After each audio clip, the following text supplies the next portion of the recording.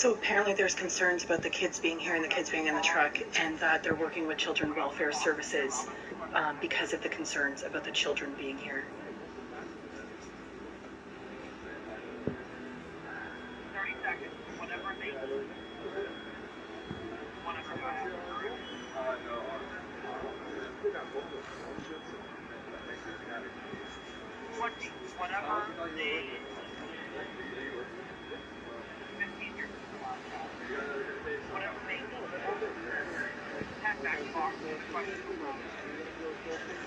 In the anchor, like in the newsroom, she's like repeating a line that they want to say or something from the newsroom.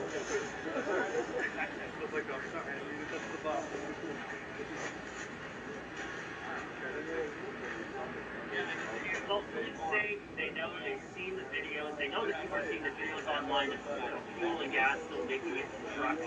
They say they've made arrests and they've intercepted some people, but in order to really crack down on this situation, they say they need reinforcements. They've already received help from the RTP and OPP. But remember yesterday, we called to protect NSA asking for a massive infusion of more people, another 1,800 officers. But as of today, there's no sense of extra requested people have arrived, and meanwhile, the Deputy Police Chief Bell says his officers are exhausted. So the officers are exhausted, and they want more reinforcement. So they're in the newsroom now. 30 seconds, they'll be back on him. So they need more reinforcements to stop with the fuel and everything going to the trucks.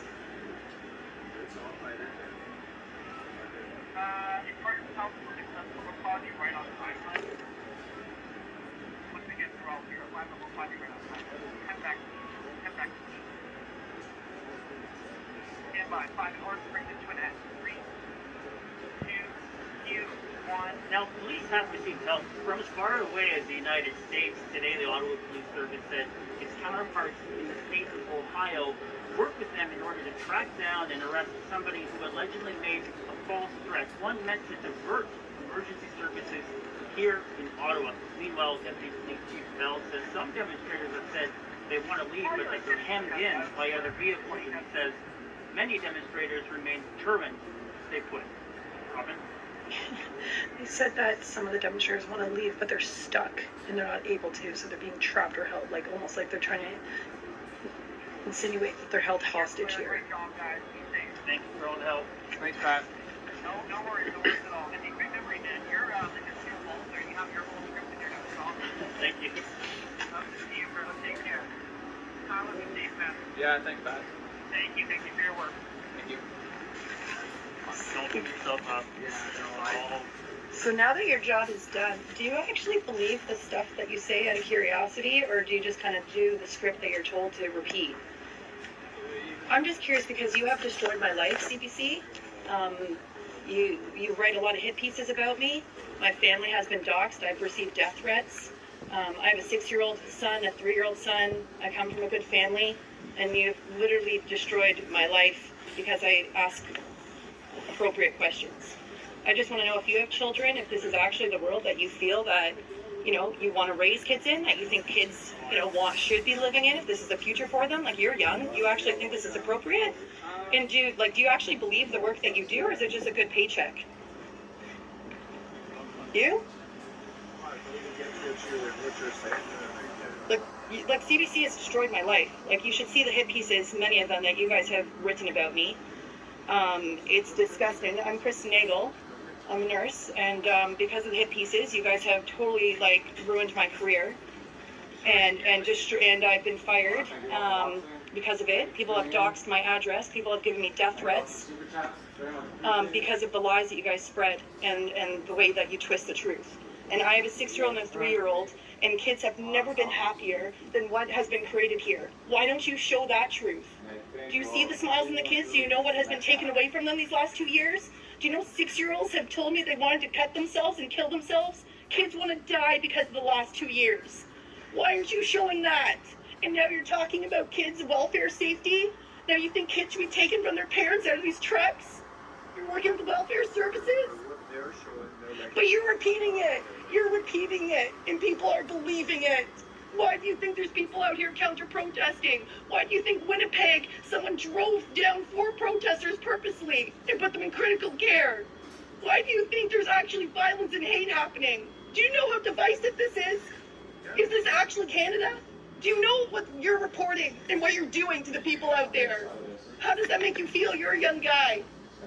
This is not the world. This is not Canada. This is not the world I want my kids to live in. And you guys are a big part of what you're doing. It's not right, man. You gotta think about that. This is not right.